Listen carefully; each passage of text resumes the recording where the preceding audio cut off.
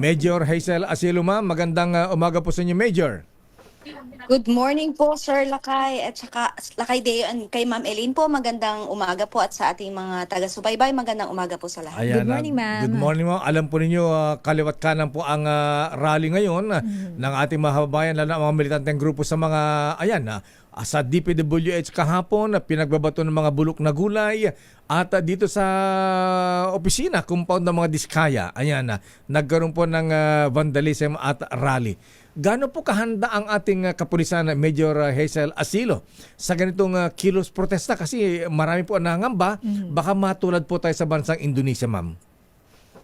Kami po dito sa NCRPO, meron po kaming malinaw na strategy, lalong-lalo na po ngayon na meron po tayong mga nagaganap na mga biglaang rallies dahil nga po dito sa mga issue na lumalabas po ngayon. So kami po dito sa NCRPO, meron na po kaming nakahanda na mga i-deploy na mga CDM personnel. Ganun din po, meron po tayong, although may deployed na po tayo dahil meron tayong projected rally dito ngayon sa EDSA, meron po tayong mga naka-standby din na CDM personnel po in case po kailanganin natin ng dagdag na puwersa sa mga areas po na magkakaroon ng mga rally bukod po dito sa ating pinaghahandaan sa EDSA Shrine. Meron po tayong mga deployed personnel. Sa katunayan po, meron po tayong nasa 2,700 plus na 4,262 po ang personnel natin nakaantabay ngayon, naka-deployed po sila para po siguraduhin po na yung ating po mga kababayan mag-join man po sa rally or hindi, ay lahat po sila ay magiging ligtas. O kasi po ang Pangulong Marcos may assurance ang Malacanang kahapon sa palasyo na hindi hahantong sa katulad sa Indonesia ang mga protesta ngayon dito sa Metro Manila, Major. Major? Yes po, pangunahing layunin po namin dito sa NCRPO is mapanatili ang kaligtasan at kaayusan ng lahat.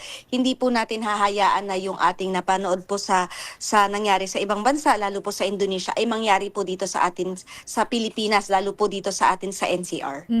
Major Asilo, ma'am, nabanggit niyo po may mga nakadeploy na tayo na tauhan ng Philippine National Police. Kumusta po ang monitoring? Ano po yung mga ginagawa nating hakbang just in case man po may mga grupo na magsagawa ng biglaang rally o kilos protesta? Kumusta po? Ano po ang ginagawa natin dito para ma-monitor, hindi lang po dito sa NCR and all over the country po? Sa ngayon po, ang amin po dito po sa atin sa Metro Manila na aming focus ng NCRPO, nakahanda po naman kami na mag-deploy ng personnel.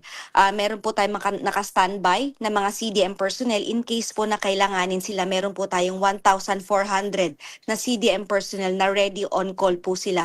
Kung saan po sila kailanganin, naka-ready po tayo na mag-deploy ng tao.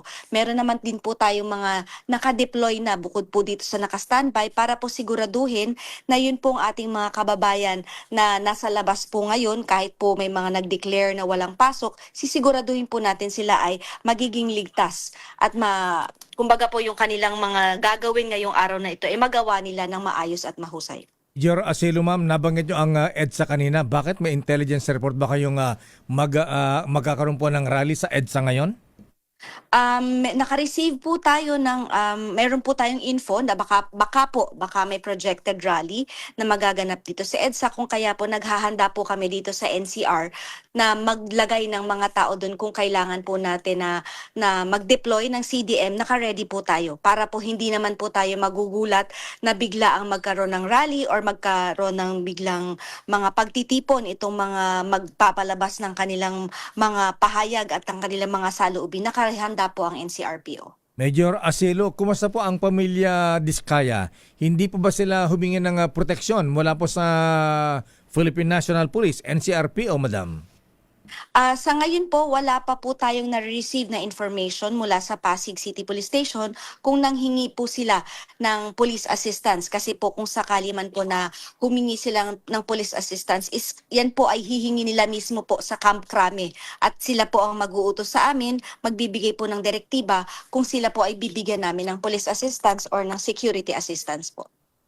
Major Asilo, ma'am, maraming salamat. Magandang umaga po sa inyo. Thank you. Thank you, Major. Maraming salamat po. Kaibigan Police Major Hazel Asilo, ang spokesperson ng NCRPO.